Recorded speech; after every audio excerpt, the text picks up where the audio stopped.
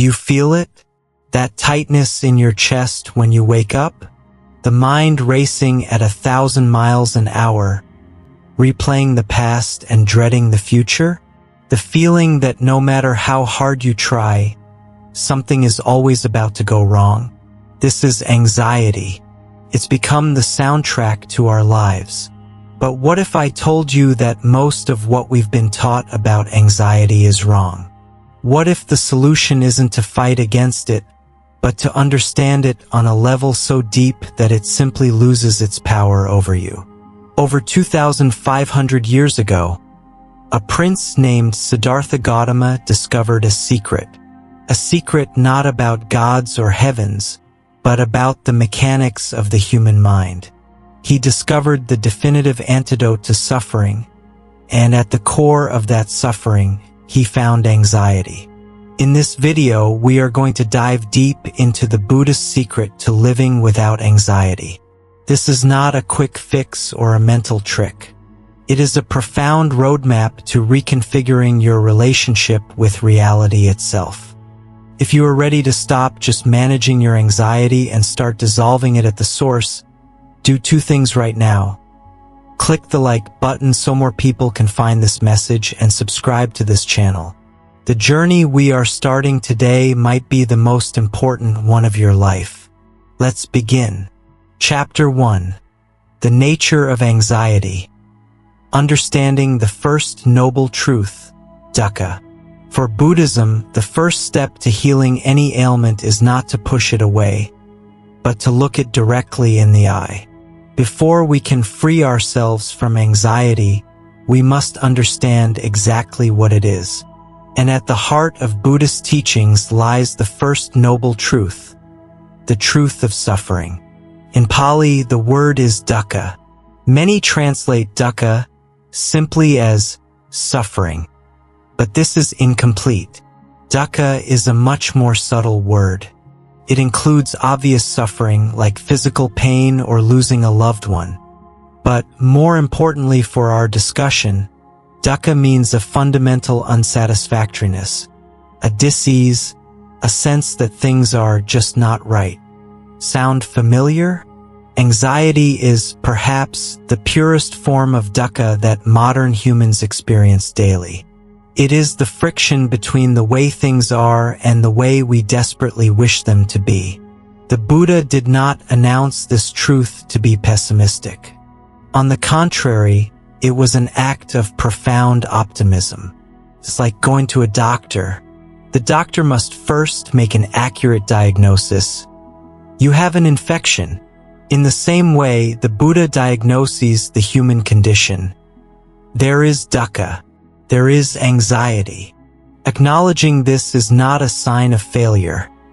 It is the first and most crucial step toward healing. We, in our modern society, do the opposite. We try to cover up our anxiety. We numb it with entertainment, drown it with work, or suppress it with substances. We tell ourselves, I shouldn't be anxious. Successful people aren't anxious. Spiritual people aren't anxious. Buddhism gives us total permission. Says, anxiety exists. It is part of the basic human experience. Let's look at it.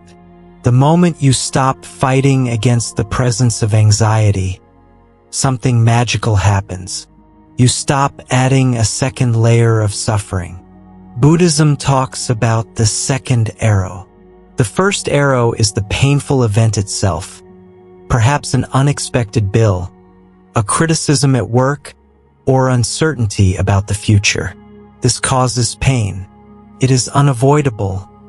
Life throws arrows at us. Anxiety, however, is the second arrow. It is the arrow we shoot ourselves. The first arrow hits, and we react with, why me? This is terrible. I won't be able to stand this. What if it happens again? What if it's worse? This is rumination, panic, chronic worry. This second arrow is the anxiety. The Buddha taught that while we cannot always avoid the first arrow, we can absolutely learn not to shoot the second one. When we understand anxiety as dukkha, we stop treating it as a personal enemy and start seeing it as an impersonal phenomenon. Anxiety is not yours. It does not define who you are. It is a mental energy, a conditioned thought pattern that arises and passes away. The problem is that when it arises, we grab onto it. We identify with it. We say, "I am anxious," instead of, "I feel anxiety." This is a vital distinction. You are not the storm cloud. You are the vast, open sky through which the storm cloud passes. The first noble truth invites us to become scientific observers of our own anxiety. Instead of being swept away by it, we are invited to ask, "What is this? What is this sensation in my stomach? What is this racing thought pattern? What is the texture of my anxiety?" When you do this, you move from being the victim of anxiety to being the witness of it. Anxiety loves the dark. It loves unconsciousness. It operates in the shadows, hijacking our nervous system. The light of consciousness, the simple act of observing, "Ah, there is anxiety again," is the beginning of its dismantling. Therefore, the first Buddhist lesson on anxiety is this: stop the war. Stop desperately trying not to be anxious. That struggle itself is anxiety. Instead, simply acknowledge, there is dukkha. There is this feeling of unease. Take a deep breath and allow it to be there for a moment without judgment. You don't have to like it. You don't have to approve of it. You just have to stop fighting the fact that it is present right now. This might seem counterintuitive. If I accept my anxiety, won't it take over? The Buddhist answer is a resounding no. What fuels anxiety is our resistance to it. It is the fear of fear. When you allow the sensation of anxiety to exist, without feeding it with the second arrow stories, it loses its fuel. It's like a fire that no longer receives oxygen. It arises, it peaks, and, if observed with mindfulness, it begins to dissipate on its own. This is the diagnosis. Anxiety is dukkha. It is the fundamental tension of life. It is the second arrow we shoot at ourselves. And the first stage of healing is to acknowledge its presence with brave, impartial acceptance. You are not broken for feeling anxiety. You are human. And now that we have identified the disease, we can begin to explore the cause. Why do we feel this way? Why are we so profoundly unsatisfied and restless? The answer to this lies in the second noble truth, which reveals the root of all our anxiety. And that is where we go next. Chapter 2. The root of all anxiety. The second noble truth, samadaya, craving and attachment. In the first chapter, we made the diagnosis. We saw anxiety as dukkha, the fundamental unsatisfactoriness, the second arrow we shoot at ourselves. We took the brave step of looking at it without judgment. Now, like a skilled physician, the Buddha doesn't stop at the diagnosis. He investigates the cause. If anxiety is the fever, where is the infection coming from? Here we arrive at the second noble truth. Samadaya, the origin of suffering. This is perhaps the most misunderstood and, at the same time, the most liberating Buddhist teaching. The Buddha declares with crystal clarity that the root of all our suffering, and therefore all our anxiety, is craving, thirst, or, more precisely, attachment. The Pali word is ta, which literally translates to thirst. Think about that word for a moment. Thirst is not a gentle wish. It's a desperate demand, a need that burns inside. This thirst is the engine of all our restlessness. Buddhism identifies three main types of this thirst, and as we explore them, you will see the exact reflection of your own anxiety. The first type is kamata, the thirst for sensory pleasures. This is the craving for things that make us feel good. It could be delicious food, the approval of others, material comfort, the thrill of a new purchase, or the security of a relationship. Where is the anxiety here? It appears in two forms: the anxiety of seeking and the anxiety of losing. First, the seeking. When we thirst for something, we become anxious that we don't have it. I will be happy when I get that promotion. My life will only have meaning when I find the perfect partner. This when is a source of constant anxiety. We live in an imaginary future, unable to find peace in the only place life ever truly happens. Right now. Second, the losing. Let's say you get what you wanted. You have the promotion, the relationship, the comfort. Now a new, perhaps even more corrosive, anxiety sets in. The fear of losing it. What if I get fired? What if she leaves me? What if I get sick? We cling so tightly to the things that give us pleasure, afraid they will change, that we become their prisoners. Our attachment to pleasure stops us from truly enjoying it. Instead, we just anxiously guard it. The second type of thirst is bhavata, the thirst to exist or to become. This is more subtle and profound. It is the desire to become something, to solidify our identity, to be someone. This is social anxiety, perfectionism, imposter syndrome. It's the voice in your head that says, "You must be successful. You must be seen as smart. You must be a good father, a good mother, a good son." This thirst to be is the root of performance anxiety. The self becomes a project that must be constantly defended, improved, and proven.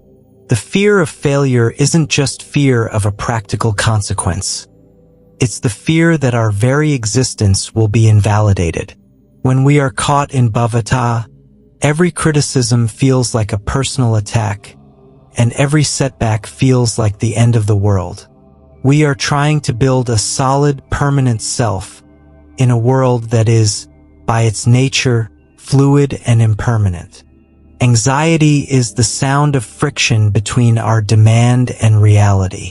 Finally, we have the third type of thirst, and this is the one most directly related to chronic anxiety: vibhavata. This is the thirst for non-existence, or more commonly, aversion. It is the desire for unpleasant things to go away.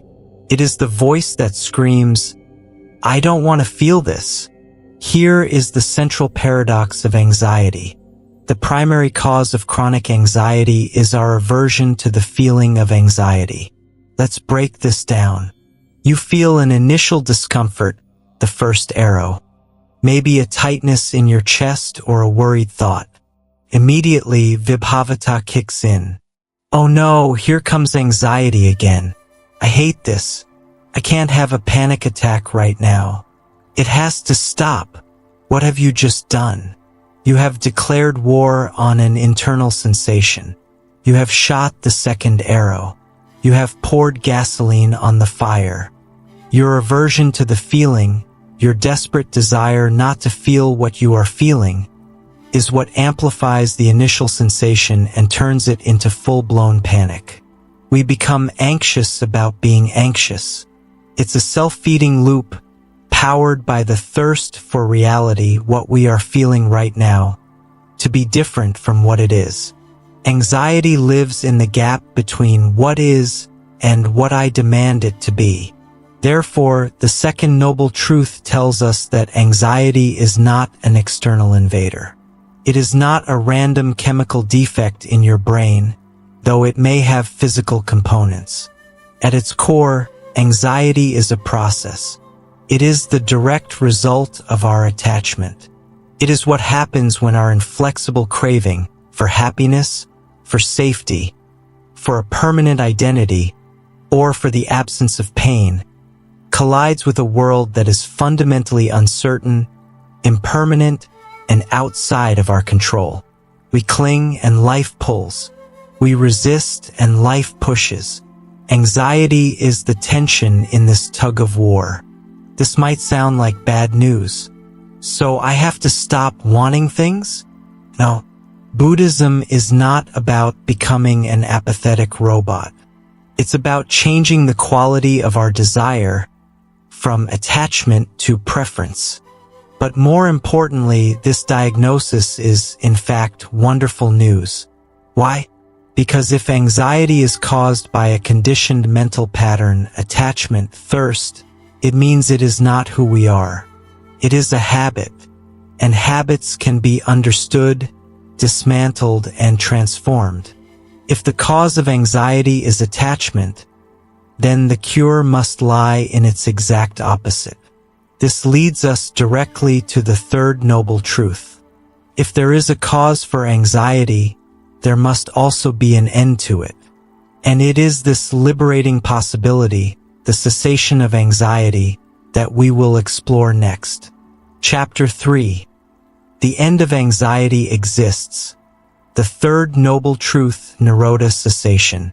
In the previous chapters, we did what few of us dare to do. We looked directly at our anxiety. First, we diagnosed it as dukkha, the fundamental unsatisfactoriness, the second arrow we shoot at ourselves, the first noble truth.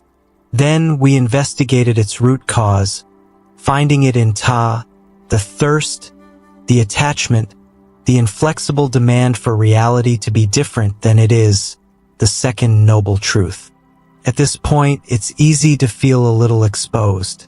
We've identified the disease and its cause.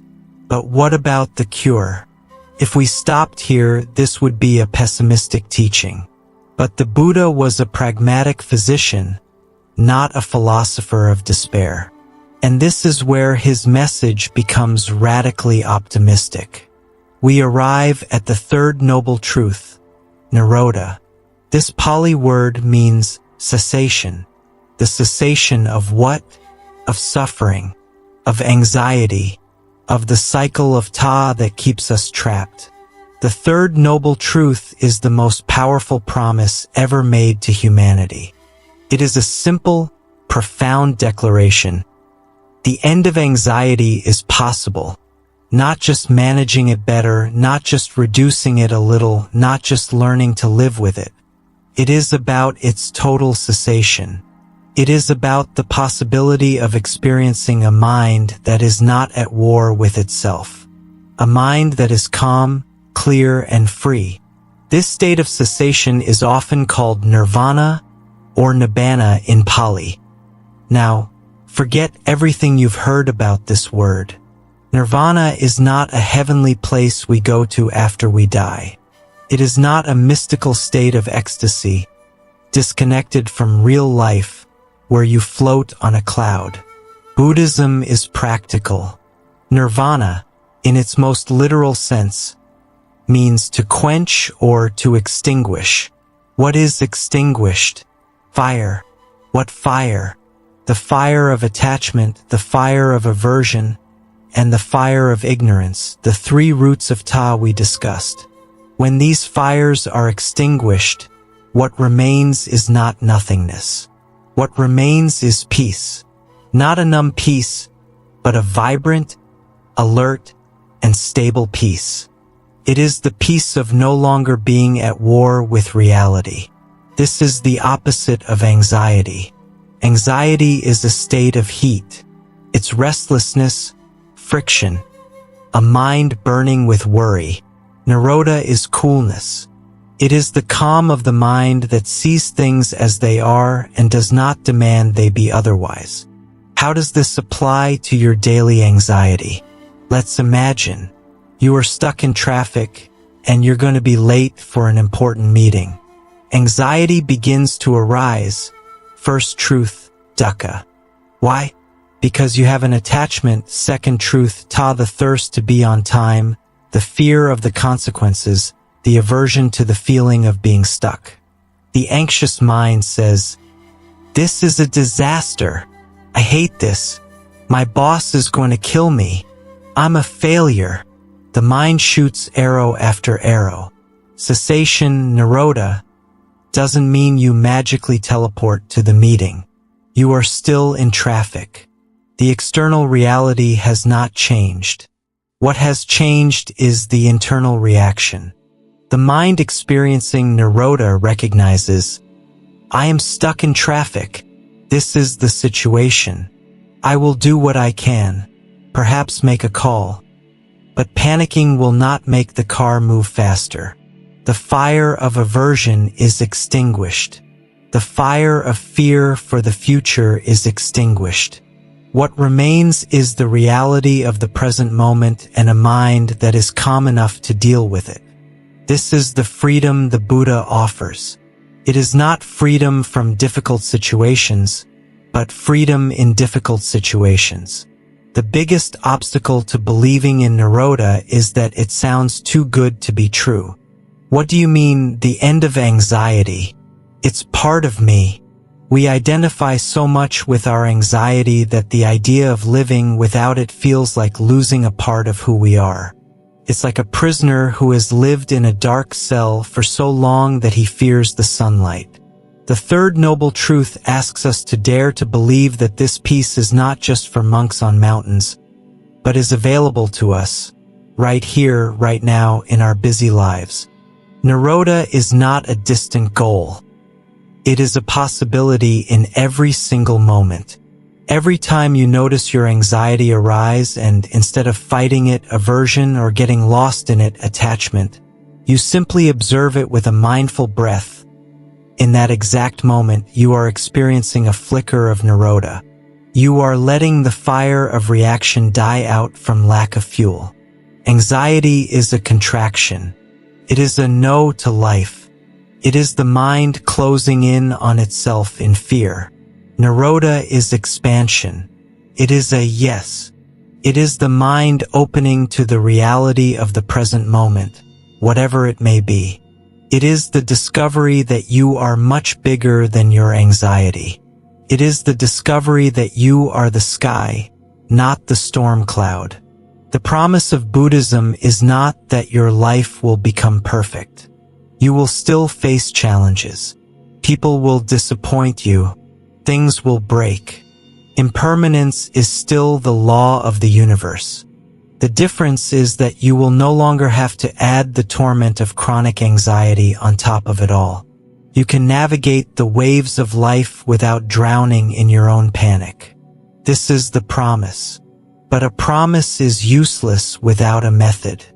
A doctor who says, there is a cure for your disease, nirodha, but offers no treatment is not a good doctor.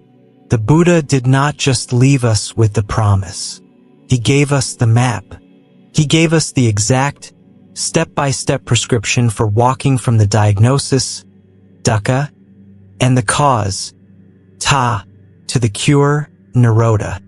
This map is the fourth noble truth. It is the practical how-to path to dissolving anxiety in your daily life. It is the instruction manual for training your mind for peace. And this incredible path, the Noble Eightfold Path, is what we will explore in detail next. Chapter 4. The Map to Freedom. The fourth noble truth, Magga, the Eightfold Path. So far, our journey has been like that of a patient in the office of the wisest doctor who ever lived. We have diagnosed our condition. Anxiety is dukkha, a fundamental dissatisfaction, first truth.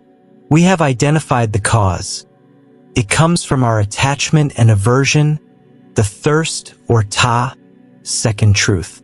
And we have received the radical promise that healing is possible, nirodha, the cessation of anxiety, third truth.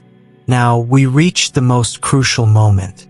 The moment the doctor hands us the prescription. The moment the Buddha hands us the map to get out of the forest of anxiety. This is the fourth noble truth, Magga, the path. Specifically, it is the Noble Eightfold Path. 8 steps, 8 practices, 8 facets of a life lived wisely, which, when cultivated together, systematically untie the knots of anxiety at their source. This is what makes Buddhism so incredibly practical. It doesn't just say, stop being attached or just be at peace. It says, here is how to do it. Here are the exercises, the tools, and the necessary mental training. Anxiety is a state of confusion, chaos, and imbalance. The Eightfold Path is a process of bringing order, clarity, and profound balance to our mind and life. Think of it not as 8 steps you take in succession, but as the 8 spokes of a wheel that must be present and work together for the wheel of liberation to turn. These 8 steps are traditionally grouped into 3 categories: wisdom, ethical conduct, and mental training. Let's see how each one is a direct antidote to anxiety. The first pillar is wisdom, panna, which begins with right understanding or right view. Anxiety thrives in ignorance. It thrives on our distorted view of reality. Right understanding is the antidote. It is the effort to see things as they truly are, not as our anxious mind paints them. It is the understanding of impermanence, that everything changes. It is the understanding of the nature of dukkha and its cause, exactly what we are doing now. When you begin to see that your panic attack is an impersonal event, a storm of sensations and thoughts that arise and pass, instead of an I that is irreparably broken, this is right understanding. Anxiety begins to lose its power when you no longer believe 100% in the horror stories it tells. The second step of wisdom is right thought or right intention. The anxious mind is a master of wrong thoughts. It plans catastrophes. It cultivates ill will against others and against ourselves. It clings to desires that harm us. Right thought is the conscious act of cultivating the opposite. It is cultivating intentions of renunciation, of letting go, intentions of kindness instead of anger, and intentions of nonviolence, compassion. When you notice your mind falling into the what if spiral, right thought means asking, is this thought useful? Is it kind? Is it leading me to peace or to panic? You begin to train your mind to abandon the mental paths that lead directly to the cliff of anxiety. The second pillar is ethical conduct, sila. This might seem disconnected from anxiety, but it is absolutely fundamental. Buddhist ethics aren't about following rules to please a god. It's about understanding that certain actions create mental agitation and others create peace. Anxiety is often fueled by guilt, remorse, and the fear of being found out. The Eightfold Path includes right speech, not lying, not gossiping, not using harsh or divisive words. How many times have we become anxious because of a lie we told or something cruel we said and now regret? Clean speech leads to a clean mind. It includes right action, not killing, not stealing, not engaging in sexual misconduct. In modern terms, it means acting with integrity. When you act in alignment with your values, you eliminate a huge source of background anxiety. There is no fear of being exposed because you have nothing to hide. And it includes right livelihood, earning a living in a way that does not cause harm to yourself or others. If your job forces you to compromise your ethics or fills you with toxic stress, it will be a constant source of dukkha. Living ethically means creating a foundation of tranquility for your mind. Finally, and perhaps most famously, we have the pillar of mental training, samadhi. This is where we become the blacksmiths of our own minds. This begins with right effort. Freedom from anxiety is not passive. It requires work, but it's a special kind of effort. It is the effort to 1. Abandon harmful thoughts that have already arisen. 2. Prevent new harmful thoughts from arising. 3. Cultivate beneficial thoughts like compassion. And 4. Maintain beneficial thoughts that are already present. It is the work of a mental gardener, removing weeds and planting flowers. Then comes right mindfulness, sati. This is the heart of the Eightfold Path and the direct antidote to anxiety. Anxiety lives exclusively in the future, worry, or the past, regret.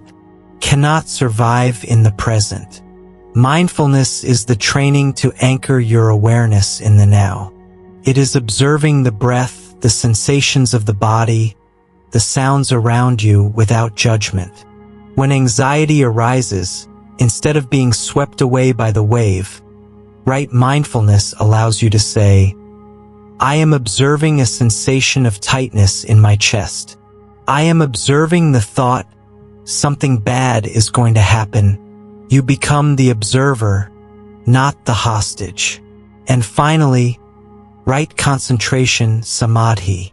This is the practice of deep meditation. It is training the mind to remain stable and focused on a single point. An anxious mind is a scattered, fragmented, and weak mind. A concentrated mind is unified, stable, and strong. Through meditation, you develop a mental home base so solid that the storms of anxiety can come, but they can no longer knock you down. This is the Eightfold Path. It is not a dogma, but a set of tools. It is an invitation to experiment for yourself. By practicing right understanding, right conduct, and right mental training, you are not fighting anxiety. You are systematically drying up the swamp in which it grows. You are changing the conditions of your mind so that peace is no longer an occasional visitor, but your natural state. Chapter 5. The Power of Impermanence. Anicca, why fighting change breeds anxiety. In the previous chapter, we unfolded the Buddha's map to liberation, the Noble Eightfold Path. We saw it is a complete system of wisdom, ethics, and mental training. Now, let's dive deep into the first pillar of this path, wisdom, and explore the most fundamental and perhaps hardest to accept concept in all of Buddhism, anicca. Anicca is the Pali word for impermanence. It is the universal law of change. The teaching is simple. Everything that is composite eventually decomposes. Everything that arises eventually ceases. Nothing lasts forever. No joy, no pain, no cloud in the sky, no empire, no thought, no sensation. Not even this body or this self we seem to inhabit. Now, what is the first reaction we have to this idea? If we are honest, it is fear. And what is fear, if not the most common name for anxiety? Here we discover one of the greatest sources of our chronic anxiety. We are in a losing war against impermanence. Anxiety is what happens when we desperately try to cling to that which is, by its nature, unclingable. Let's see how this works. Buddhism says we suffer not because of change itself, but because of our attachment to things that change. We try to build permanent sandcastles at the edge of a rising and falling tide. First, we cling to the good things. You have a moment of perfect happiness, a success at work, a wonderful relationship. Happiness arises, but almost immediately our attachment, ta, which we discussed, kicks in, and with it, anxiety. This has to last forever. What if I lose this?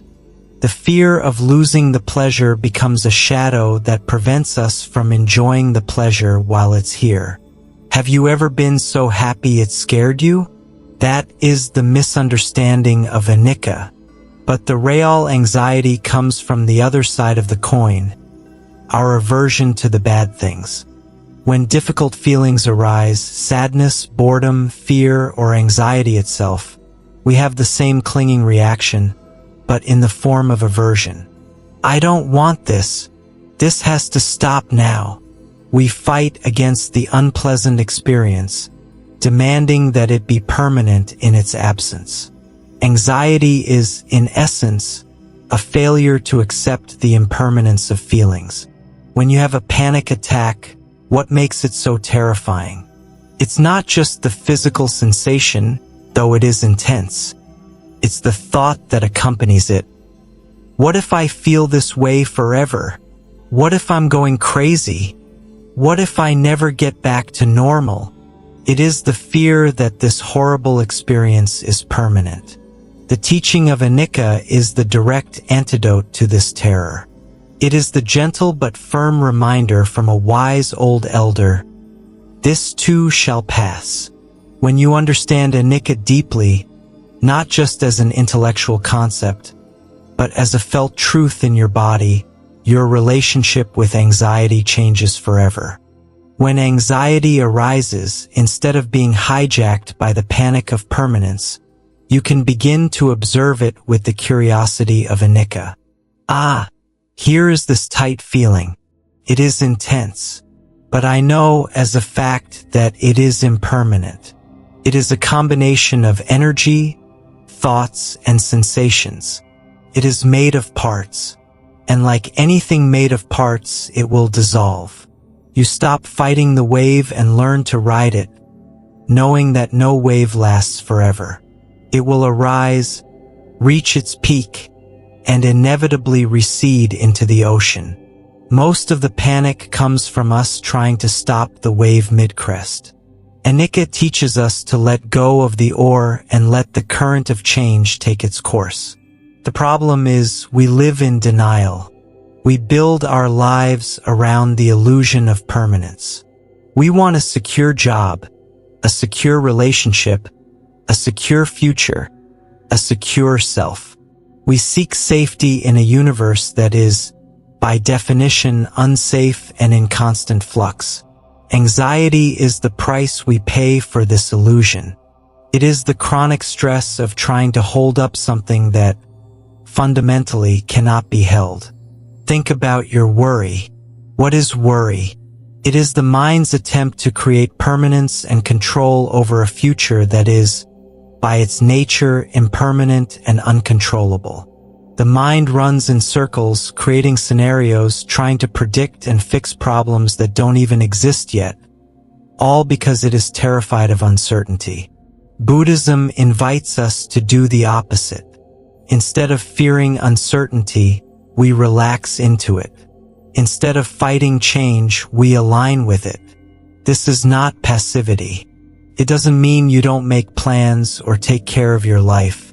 It means you make your plans, you act with wisdom, but you abandon the neurotic attachment to the outcome.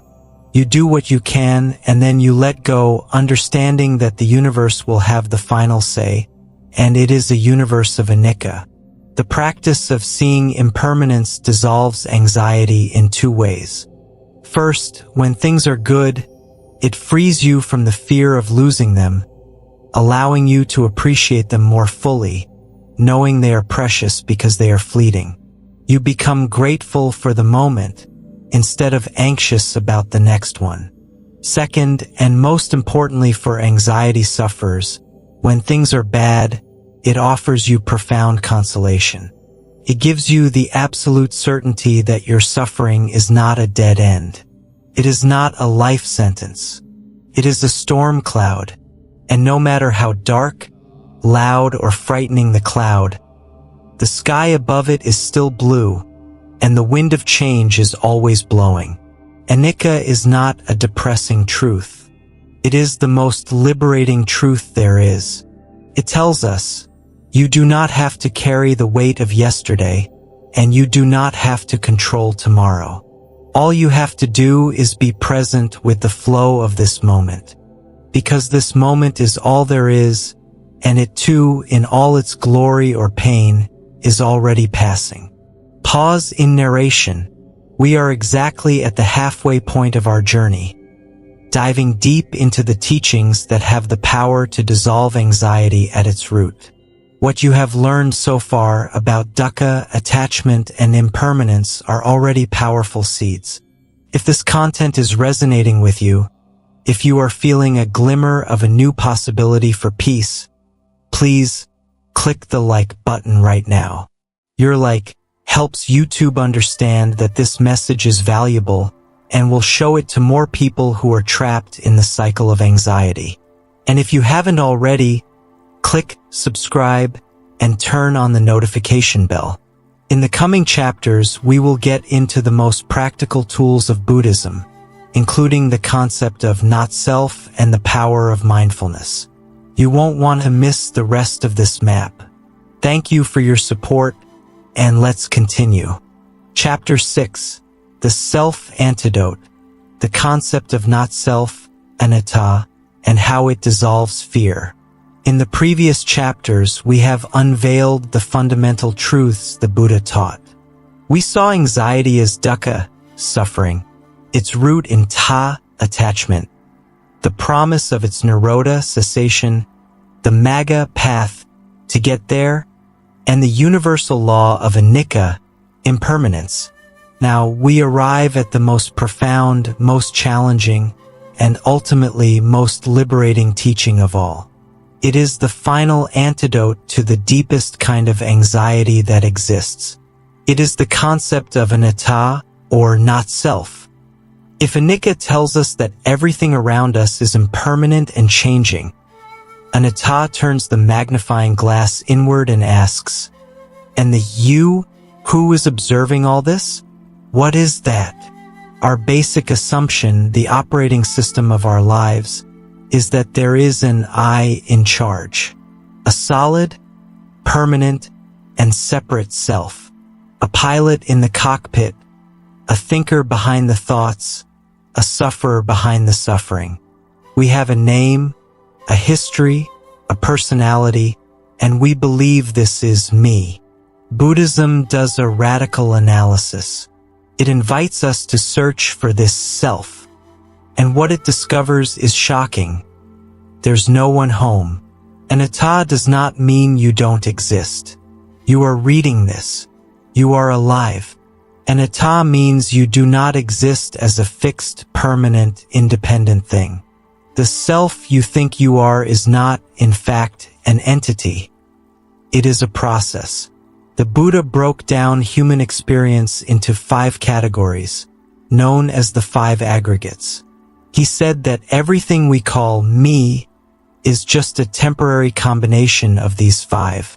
Form, your physical body and the material world. Sensation, feelings of pleasure, pain, or neutrality. Perception, recognition, and labeling. This is a chair. This is a sound. Mental formations. Our thoughts, moods, opinions, biases, intentions, and yes, our anxiety. Consciousness, the very capacity to know or be aware, which arises in contact with the senses. The Buddha invites us to look at each of these and ask, is this a permanent me? The body? Obviously not. It's changing every second and one day will fail. Our sensations? They change faster than the wind. Our perceptions? They change based on our mood. Our thoughts? Try to hold on to one thought for more than a minute. Consciousness itself? It comes and goes. It is not present in deep sleep. The self is like a mirage.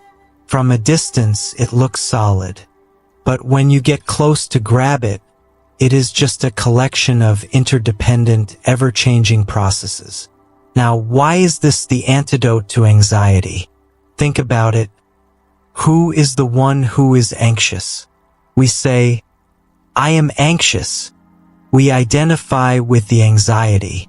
We make it personal. My anxiety, my panic disorder, my depression. The moment we personalize anxiety, we make it 1,000 times heavier. Now it is no longer just an unpleasant sensation, the first arrow.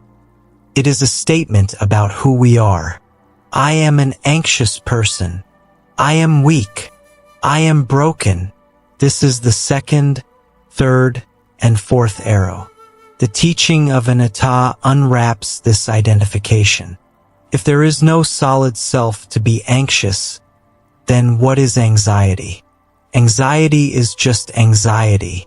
It is a mental formation. It is an energy that arises in the body form. It is felt, sensation, it is labeled, perception, and it is thought about, mental formation. It is an impersonal event, like a thunderstorm or a change in barometric pressure. When you are caught in a panic attack, the most terrifying sensation is that of losing control. The self feels it is being threatened with annihilation. The self fights desperately to maintain control, and the panic is the sound of this fight. Anatta tells us, the self you are trying to defend was never in control in the first place. It isn't even a solid entity. It is a concept.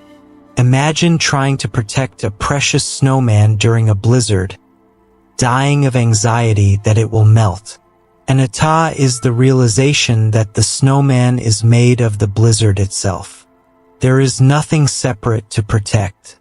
When anxiety arises, the practice of anatta means to observe and depersonalize. Instead of, I am so anxious, the trained mind observes, there is a strong sensation of anxiety present. The body is tense. Thoughts of fear are arising. See the difference? You move from the position of the victim to the position of the witness. You are no longer in the center of the hurricane. You are at the edge watching it spin. The anxiety loses its primary target, the self. Almost all our anxiety is self-centric. Social anxiety is the fear of how I look to others. Perfectionism is the fear that I will be judged as inadequate. Worry about the future is fear of what will happen to me. Fear of death is the fear of the end of me. The teaching of anatta is not a cold intellectual idea. It is an act of profound compassion. It frees us from the impossible burden of having to defend, prove, and preserve a self that is ultimately an illusion. The irony is that when we let go of the need to be a solid self, what remains is not nothingness. What remains is life as it is. What remains is connection, because if there is no separate self, then we are fundamentally interconnected with everything else. Freedom from anxiety doesn't come from building a stronger, braver, or more Zen self. That is just more bhavata, the thirst to be. True freedom comes from seeing through the very idea of self. There is no permanent sufferer. There is only suffering that arises and passes. There is no permanent anxious person. There is only anxiety that arises and passes. And you, the real you, are the spacious awareness in which all of this happens. This is a profound insight, but how do we bring it into daily practice? How do we train the mind to see anatta and anicca in real time? This brings us directly to the most powerful tool in the Buddhist arsenal, the practice of now. Chapter 7, Mindfulness. Study the practical tool for living in the present and disarming panic. If the profound teachings like anicca, impermanence, and anatta, not self, are the destination of our journey, the wisdom that sets us free, then mindfulness is the vehicle that gets us there. It is the number one practical tool of Buddhism, the seventh step of the Noble Eightfold Path, study, or right mindfulness, and the most direct and immediate antidote to anxiety you can practice right now. What is mindfulness? At its core, it is incredibly simple. It is the awareness that arises from paying attention on purpose in the present moment and non-judgmentally. Let's break that down, because this is where the magic happens. Anxiety has a very specific time domain, cannot survive in the present. It exists in only two places: in the future as worry, fear, what if, or in the past as regret, rumination, if only. When your mind is completely in the future, you are anxious. When it is completely in the past, you are depressed or full of regret. When your mind is completely in the present, what is left? Just experience.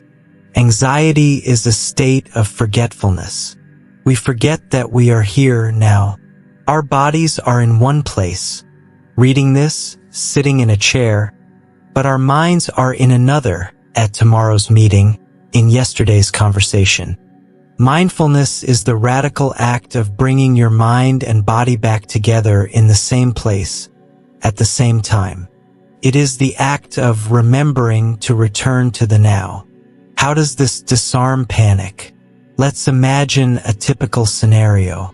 You're at the office and suddenly your heart is pounding. A thought appears. Am I having a heart attack? Anxiety explodes. Dukkha.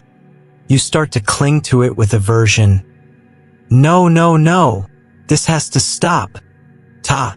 You fear it will last forever, ignoring anicca, and that it's happening to you, that you are dying, attachment to I, anatta. In that exact moment, the untrained mind is 100% hijacked. It fuses with the catastrophic thoughts. It believes everything. The mind trained in mindfulness does something completely different. It notices the heart pounding and, instead of jumping to the future story, I'm dying, it anchors in the present. It asks, what is the actual experience of this moment? The practice begins. I notice a sensation of rapid beating in my chest. Okay, just a sensation. It's unpleasant, but it's just a sensation. I notice my breath is short. Okay, can I feel the air coming in and out? Let me focus just on this one breath. I notice a thought that says, I am in danger. A hello thought. I see you. You are just a thought. You are not a fact. You are a passing mental event. I notice my feet on the floor. What is the sensation of the floor under my feet? It's solid. It's cool. What happened here? Instead of being the actor in the horror movie your mind created, you became the audience watching the movie. You created space. You depersonalized the experience. You brought it from the imaginary future into the sensory reality of the present. Anxiety is like a vampire. It thrives in the darkness of unconsciousness and rumination. Mindfulness is the sunlight. The moment you shine clear, non-judgmental awareness on anxiety, it begins to lose its power.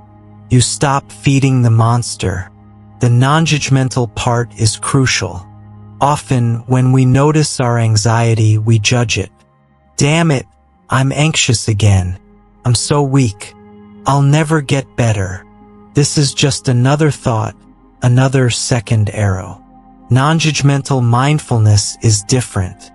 It's a quality of awareness that is gentle, curious, and compassionate. It's like a wise mother holding a crying child. She doesn't tell the child, shut up. She holds him. She says, I know, I'm here. When anxiety arises, you can treat it this way. Ah, there you are, my old friend, anxiety. I see you're here. I feel you in my stomach. It's okay. You can stay for a bit. I'll breathe with you. This is the ultimate paradox of healing. What you resist persists. What you accept with full awareness transforms. Anxiety is contracted energy. Mindfulness is expansive energy. It is the opening to the experience of the moment instead of closing against it. The practice doesn't have to be complicated. Start with the breath. The breath is your constant anchor in the present. You cannot breathe tomorrow. You cannot breathe yesterday. You can only breathe right now. Anytime you feel lost in the fog of anxiety, stop and just feel one complete breath. Feel the cool air entering, the belly expanding. Feel the pause. Feel the warm air leaving, the shoulders relaxing. Just that. That moment of mindfulness is a moment of freedom. You can practice mindfulness washing dishes, feeling the warmth of the water, the smell of the soap, the slip of the plate. You can practice it walking, feeling the pressure of your feet on the ground. Every moment of mindfulness is an act of training. You are literally rewiring your brain. You weaken the neural pathways of habitual panic reaction and strengthen the pathways of calm observation and conscious response. Sati, or mindfulness, doesn't mean emptying your mind. That's impossible. It means filling it with the present. It means observing thoughts without becoming them. It is the practice of returning, again and again, gently to the only moment you truly have. And in that moment, and only in it, anxiety cannot breathe. Chapter 8. Cultivating Compassion, Karuna, how self-compassion reduces chronic anxiety. In the previous chapter, we explored mindfulness, sati, the tool that allows us to anchor in the present and observe our anxiety without merging with it. We learned to observe our thoughts and sensations with impartial clarity. But Buddhism is not a cold path. Wisdom, panna, is one wing of the bird of enlightenment, but it cannot fly without the other wing, karuna, or compassion. Mindfulness allows us to see what is happening. Compassion is how we relate to what we see. And here we find the key to disarming chronic anxiety, the kind that feels like part of our personality. Because for most of us, the biggest fuel for our anxiety isn't external events. It's our own inner critic. Think about it. You make a small mistake at work. Anxiety appears, the first arrow. And what happens immediately after? A voice in your head says, "You're an idiot. How could you do that? You're going to be fired. You're a failure." This is the second, third, and fourth arrow. We become our own executioners. When we feel anxious, what do most of us do? We judge ourselves for it. Why am I anxious again? I should be stronger. I hate being like this. I have to get rid of this. This is vibhavata, aversion, which we discussed in chapter 2. But now it's directed inward. It's an act of self-aversion. We are at war with ourselves. Chronic anxiety is a civil war inside our own minds. Buddha taught that karuna, or compassion, is the direct antidote to cruelty, including the cruelty we direct at ourselves. Compassion is not pity. It is not self-indulgence. It is not an excuse for our mistakes. In its purest form, karuna is the active wish for a being, in this case yourself, to be free from suffering. It is the heart's response to the sight of pain. Our standard reaction to our own anxiety is aversion and fear. This only contracts the body more, tenses the muscles more, sends more panic signals to the brain. Compassion does the opposite. It's a gesture of warmth, openness, and gentleness. It's what the nervous system needs to get out of fight or flight mode and into rest and digest mode. So how do we practice this? How can we be compassionate when we are in the middle of a panic vortex? Buddhism offers us a very concrete practice, often called metta, loving kindness, or karuna, compassion, for oneself. It starts exactly where mindfulness left off. The first step is acknowledging the pain, mindfulness. Instead of getting lost in the story of anxiety, you simply recognize the feeling.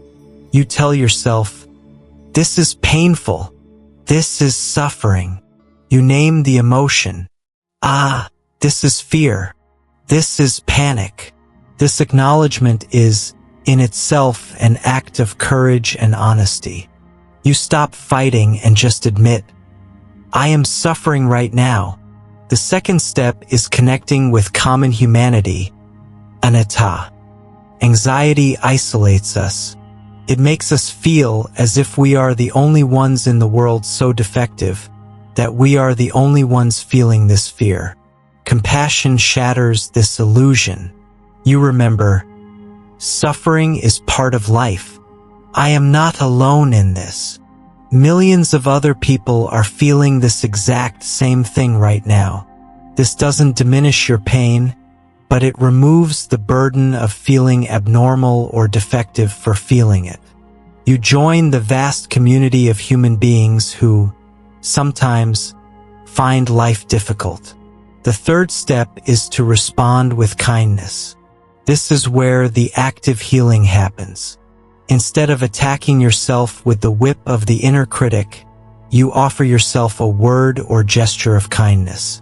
It can be as simple as placing your hand on your heart, a physical gesture of warmth and support that your nervous system instantly understands. It can be repeating a gentle phrase in your mind, like a mantra. Not, you must calm down. That is an order, not compassion. Try phrases like, may I be gentle with myself in this moment. May I accept myself as I am, with fear and all. It's okay to feel this. I am here with you. May I be safe. May I be at peace. At first, this might feel fake, silly, or even impossible. Your inner critic might scream, you don't deserve compassion. That's normal. Keep practicing. You are building a new neural pathway. Self-compassion is what allows you to be with your anxiety, as mindfulness teaches, without being destroyed by it. It is the balm that soothes the wound. Think of anxiety as a small child in your mind who is scared and screaming. The inner critic is the parent who screams at the child, shut up! You're embarrassing me. Stop crying. This, of course, only makes the child cry harder and with more fear. Self-compassion is the wise parent. It bends down, looks the child in the eye and says, I know you're scared. It's very frightening, isn't it? But I am here. I will not abandon you. Which parent do you think soothes the child? By practicing karuna, you literally become your own best friend, your own safe refuge. You stop seeking safety externally, in other people, in achievements, in substances, and you begin to cultivate it internally. Chronic anxiety subsides when the voice of your inner critic is no longer the loudest voice in your head. It is replaced, moment by moment, by a wiser, gentler, and older voice, the voice of compassion. This voice doesn't promise you will never feel fear again, but it makes a much more important promise. When you are afraid, I will not abandon you. And for the anxious mind, that is the only promise that truly matters. Chapter 9. The Practice of Meditation, Bhavana, Training the Mind for Serenity. In the previous chapters, we have unfolded the complete map. We saw the diagnosis of anxiety as dukkha, suffering, its cause in ta, clinging, the promise of its nirodha, cessation, and the magga, path. We explored the wisdom of impermanence, anicca, and non-self, anatta.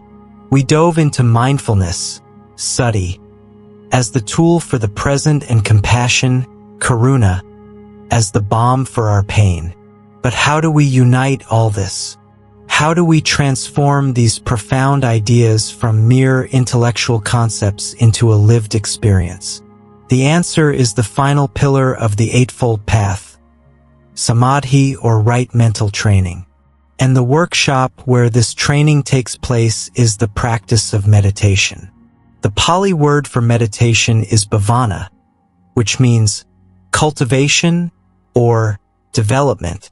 This word is much more precise than meditation. We are not trying to empty our minds. We are cultivating qualities. We cultivate mindfulness, concentration, compassion, and wisdom. Anxiety is the state of an untrained mind. An untrained mind is like a wild puppy, chasing every car, barking at every shadow, jumping on every person. It's reactive, chaotic, and exhausting. Anxiety is what happens when this puppy drags us into the future, worry, or the past, rumination, against our will. Meditation, bhavana, is the process of gently training this puppy, not with a whip, but with patience and consistency. There are two main types of meditation on the Buddhist path that work together to dissolve anxiety. The first is samatha or tranquility meditation. The second is vipassana or insight meditation. Samatha is what most people imagine when they think of meditation. It is the 8th step of the path, right concentration. The goal of samatha is to develop a stable, unified, and calm mind. The most common tool is the breath. How does it work? You sit down, you close your eyes, and you place your attention on a single point. The sensation of the breath entering and leaving the nostrils, or the rising and falling of the abdomen. That's it. Inevitably, in about 3 seconds, the mind, the puppy, will run off. It will chase a thought about dinner, a worry about work, a memory from yesterday. This is the most important moment of meditation. When you notice that the mind has wandered, in that moment you have a choice. The untrained mind, the inner critic, will say, "I'm terrible at this. I can't even focus for 3 seconds." The mind trained in bhavana does something radically gentle. It simply notices, thinking, and without judgment, with the patience of a mother, it gently escorts the attention back to the breath. That's it. The exercise of meditation is not to stay perfectly focused on the breath. The exercise is the returning. Every time you get distracted and you return to the breath, you are doing 1 rep in the mind's gym. You strengthen the muscle of attention. You weaken the habit of anxious rumination. What does this have to do with anxiety? Everything. A mind trained in samatha is a mind that cannot be easily hijacked. When the wave of panic starts to rise, instead of being instantly swept away by it, you will have the capacity to say, "I see this, but I choose not to go with it. I choose to stay with my breath." You develop an internal anchor. Samatha builds stability, but stability is not enough. We need wisdom. This is where vipassana or insight meditation comes in. Vipassana means to see clearly. It is the 7th step of the path, right mindfulness. While samatha narrows the focus to a single point to build stability, vipassana opens the focus to observe everything that arises and passes. You use the stability you've built to investigate the reality of the present moment, exactly as it is. You sit and simply observe. You notice the sounds in the room without judging them. You notice the sensations in the body, a tingling here, a tightness there. And, crucially, you observe your thoughts and emotions. When anxiety arises in meditation, you don't push it away. You don't run from it.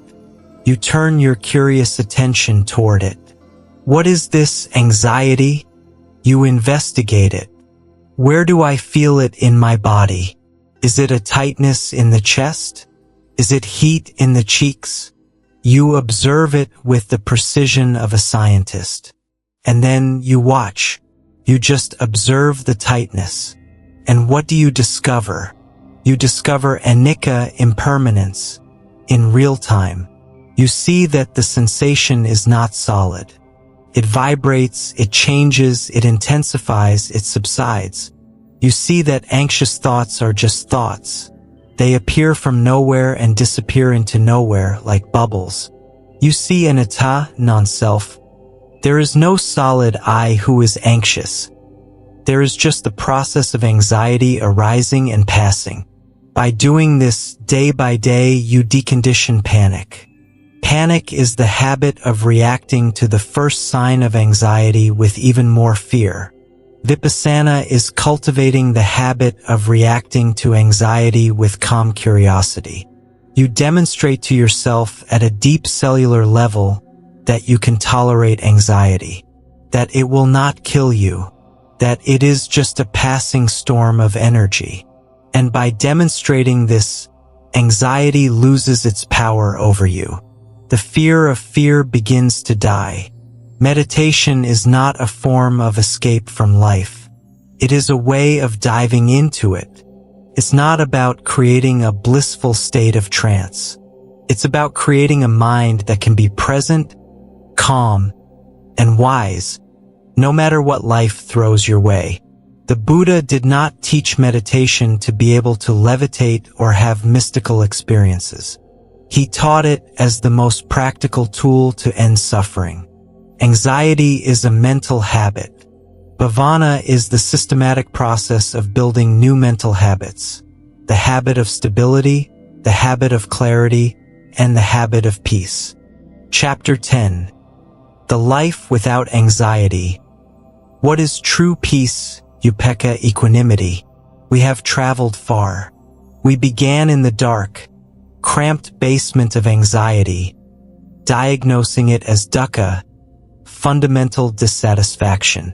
We descended deeper to find its root, ta, our relentless attachment and aversion. We saw the light of the promise that cessation, nirodha, is possible.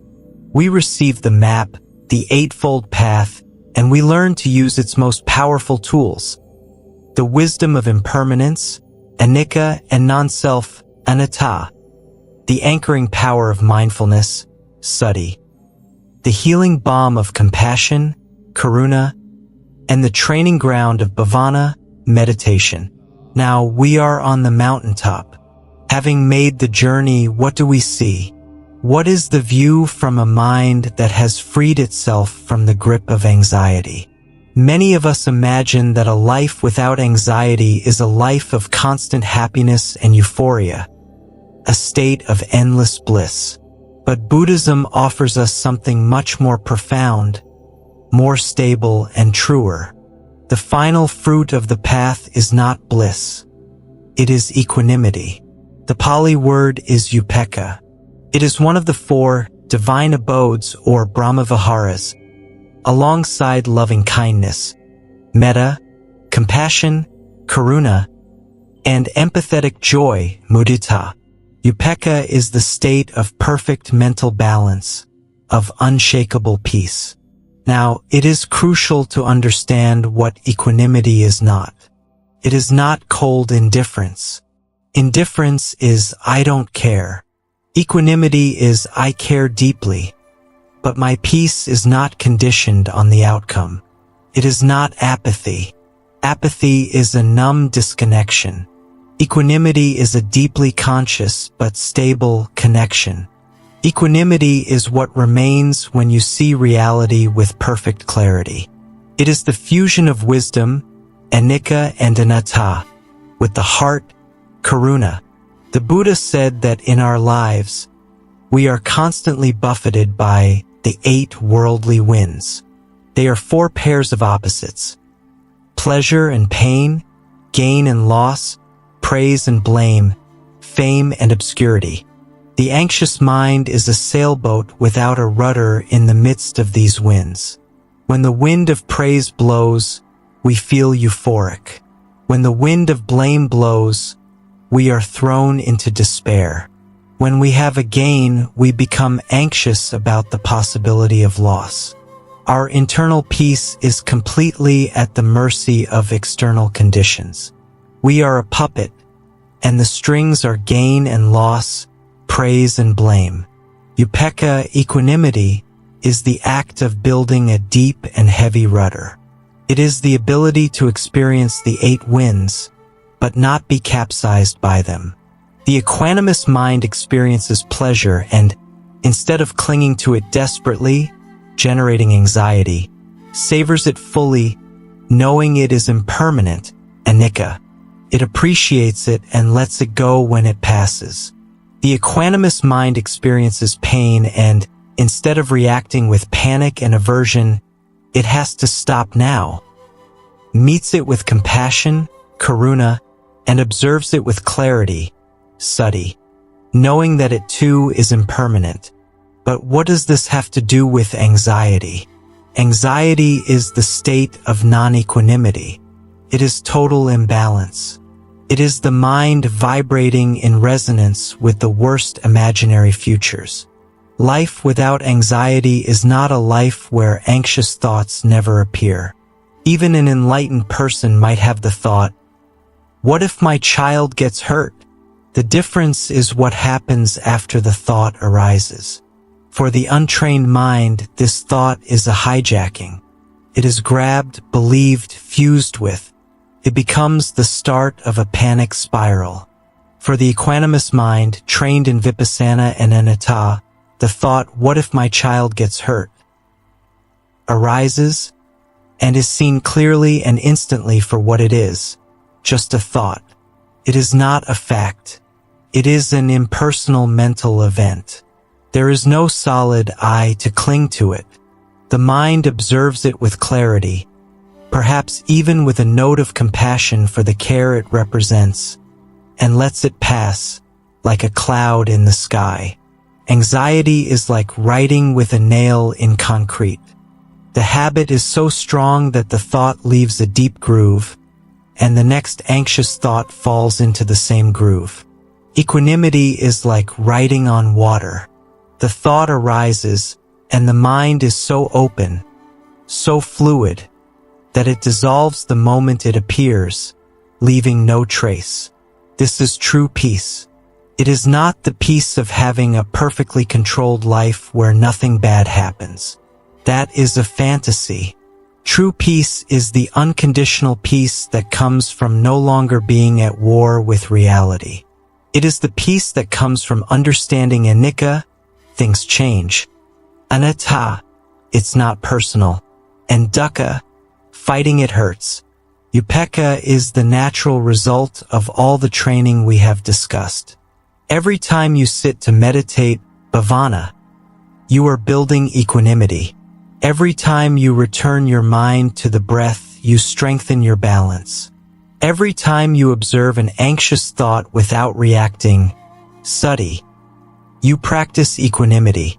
Every time you replace the inner critic with gentleness, karuna, you cultivate the ground for equanimity. This is the liberation the Buddha offered. Not a paradise in heaven, but peace on earth. The peace of a mind that has finally stopped fighting with itself. A mind that is vast, open, clear, and free. A mind that can hold both the pain and the joy of life in its compassionate and balanced arms, without being broken by either. This is the end of suffering. This is the end of anxiety. This is the peace of nibbana, available to you here and now. We started this journey together, perhaps feeling that familiar tightness in the chest, that racing mind that defines anxiety. We dove deep into the heart of Buddhist teachings, not as an academic study, but as a survival manual for the modern mind. We learned that anxiety is not a random monster that attacks us. It is dukkha, a dissatisfaction that comes from a specific cause, our attachment, our thirst, ta. And because it has a cause, it also has an end. The Buddhist secret to living without anxiety is not finding a magic technique to banish it forever. The secret is to radically change our relationship with it. It is to stop the war. It is to understand that anxious thoughts are impermanent, anicca. It is to understand that they are not who you are, anatta. It is to learn to anchor ourselves in the only place anxiety cannot breathe, the present, sati. It is to learn to treat ourselves with the gentleness of a dear friend when we suffer, karuna. And it is to train our mind, day by day, so that it becomes an ocean of equanimity, upekkha, where the waves of anxiety can arise, but can no longer knock us down. This is a path, not a destination. It is a lifelong practice. Be gentle with yourself. Every conscious breath is a victory. Every moment of self-compassion is a healing. You have the map. You have the tools. The power to dissolve your anxiety is not outside of you. It has been and always is right here within. If you found value in this video, if this message touched your heart and gave you hope or clarity, please help this message reach others. Click the like button right now. It's the easiest way to support our work. To continue deepening your practice and transforming your mind, subscribe to the channel and click the bell so you don't miss our future teachings. And please leave a comment below. What was the most important lesson you took away from this journey today? Sharing your experience helps us all. And if you know someone who is struggling with anxiety, share this video with them. It might be the light they are looking for. Thank you for your presence and your attention. May you be safe. May you be at peace. May you be free from suffering.